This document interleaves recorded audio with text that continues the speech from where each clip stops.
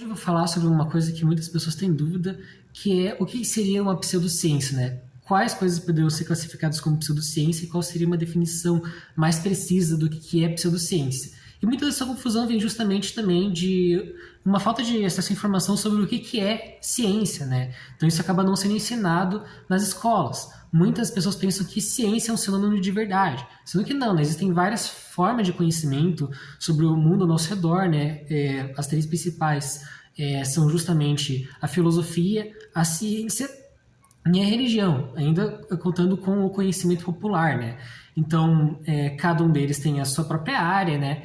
E normalmente, né, a filosofia não vai invadir o campo da ciência e nem a ciência da religião e vice-versa, né? Pelo menos numa comunicação saudável, né? De convivência entre essas áreas de conhecimento. E nenhuma é menos válida ou mais válida do que a outra, né? Cada uma tem a sua área de especificidade.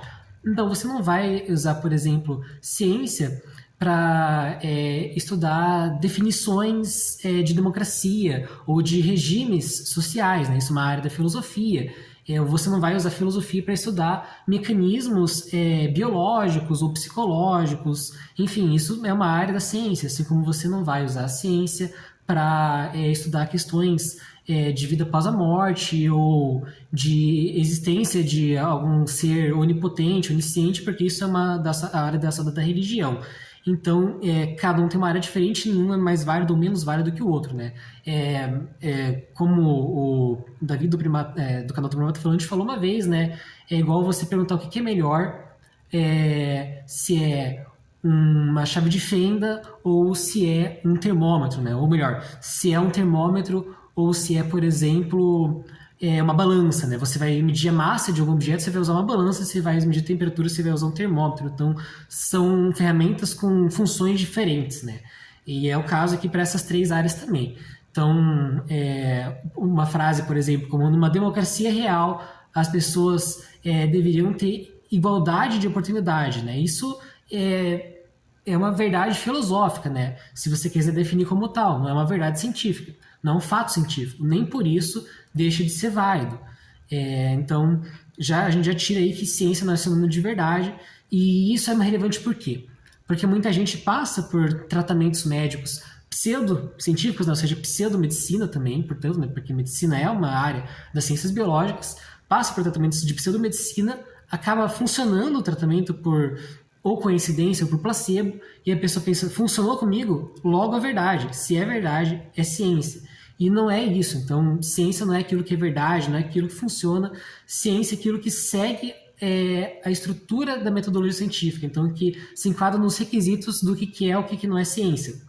Para que servem esses requisitos? Para que serve essa metodologia?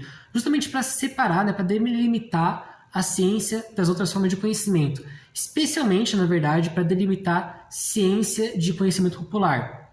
Então, por exemplo, se eu hoje tomo um suco de goiaba, no mesmo dia que eu como frango e eu passo mal, eu posso achar que eu passei mal porque eu misturei frango com suco de goiaba.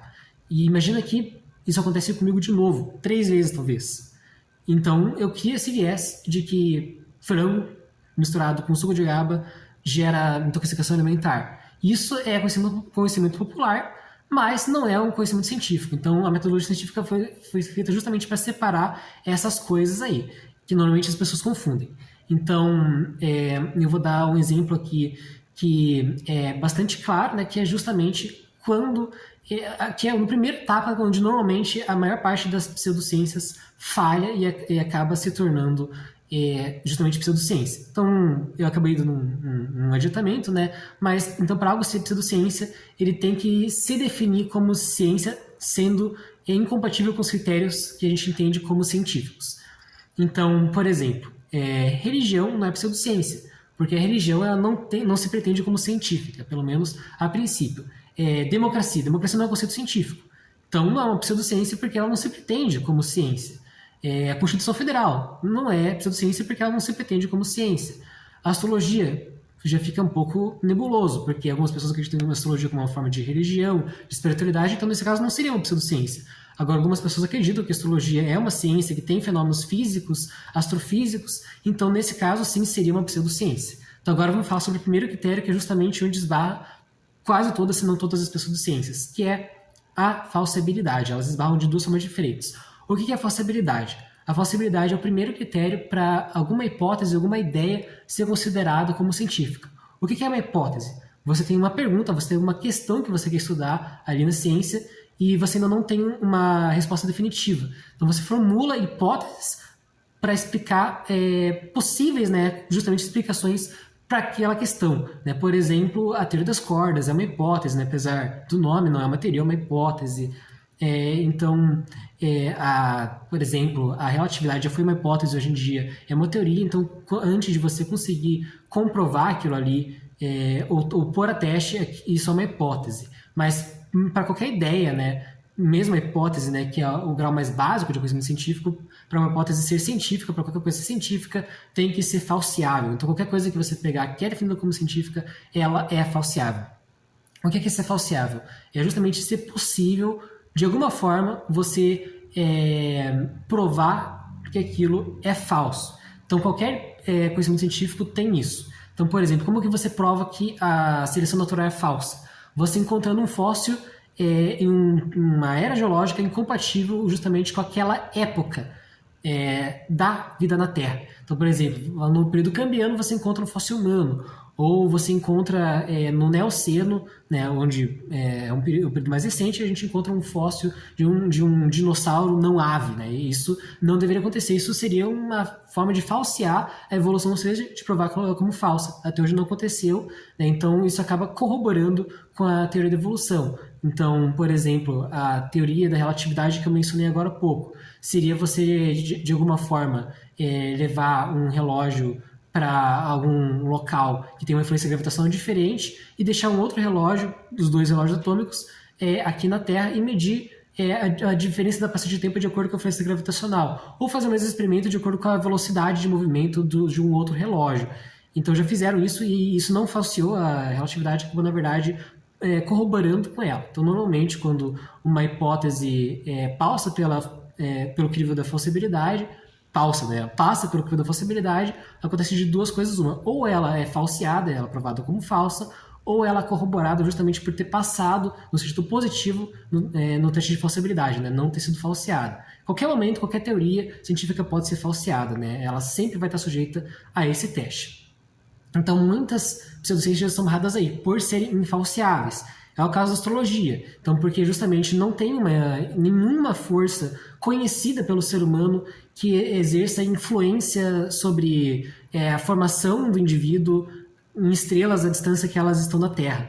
Nem sequer a Lua exerceria tal influência. Nenhuma das quatro forças que a gente conhece, nenhuma das quatro forças fundamentais. Então, muitos astrólogos apelam para a existência de uma quinta força que a gente nunca conseguiu detectar, que a gente nunca conseguiu mensurar ou ver qualquer tipo de evidência. Isso é infalseável. Como você vai provar a inexistência dessa quinta força? Então, logo, não é ciência, porque é uma hipótese que não passa pelo primeiro crivo, ela não é falseável. E a segunda forma de esbarrar é justamente sendo falseável e já tendo sido falseado. É o caso, por exemplo, da homeopatia. A homeopatia já foi falseada e, no entanto, tem muita gente que ainda acha que ela é real. Mesmo a homeopatia tendo sido provada como falsa em uma série de artigos, ainda tem gente que se recusa a aceitar que ela foi descartada, né, como ciência. É a mesma coisa, por exemplo, com a Terra jovem, né? A ideia de que a Terra teria 6 mil anos e tal. Isso já foi provado por datação de carbono, né? por decaimento radiativo e uma série de outras formas de datação, que eu até posso fazer um vídeo só sobre formas de datação aqui, que a Terra tem muito mais que isso, que objetos, artefatos humanos, até escritas, matemática tem mais do que 6 mil anos. E, no entanto, tem muita gente que se recusa a acreditar, e mesmo já tendo sido falseado. E aí, às vezes, até apela para coisas infalseáveis, tipo, não, mas é porque Deus implantou isso para a gente pensar, mas na verdade o universo foi criado para a gente ver as provas e testar nossa fé, isso daí se torna infalseável daí, e por se pretender como científico, acaba sendo uma pseudociência. Então, essa é a definição de pseudociência. É algo que se pretende como científico, que se diz científico, mas na verdade não é, porque se esbarra em algum dos critérios para ser definido como ciência, e todas as vezes, quase todas, se não todas as vezes, é no critério da falsibilidade, seja por ser infalseável, seja por já ter sido falseado e as pessoas não admitirem que não é científico. Então, daí já fica essa dica para você justamente conseguir identificar com mais facilidade quando alguma coisa é uma pseudociência ou não. Se você esbarra com alguma coisa que se diz científica, mas você não tem certeza, daí o que você pode fazer? Você pode procurar artigos sobre. Lendo artigos sobre, você vai ver se isso foi confirmado, se isso foi refutado, se foi falseado, se é infalciável, se foi reproduzido em laboratório ou reproduzido em vários artigos, né? Porque quando um artigo é feito, ele tem revisão por pares, que são outros cientistas, outros laboratórios tentando reproduzir e chegando a um resultado igual ou diferente, né? Para corroborar ou refutar aquela conclusão, como deve acontecer, como deve ser produzido o conhecimento científico. E a pseudociência não segue essa estrutura, não segue essa regra, né? Ela é irreprodutível, enfim, não é testável, é infalciável, ou já foi falseada e continua sendo irreprodutível. Então, justamente essa é a definição. E, inclusive, aqui na descrição do vídeo eu vou deixar a minha chave Pix para você doar qualquer valor que você achar válido, se você quiser contribuir para o nosso projeto aqui, justamente de combate à desinformação e quiser ajudar a manter esse pequeno canal no ar. Então, se você não puder ajudar com dinheiro, você pode ajudar compartilhando, dando like, comentando e trazendo engajamento aqui para que a gente consiga levar esse tipo de informação útil e relevante para mais pessoas. Eu fico por aqui, um abraço e até mais.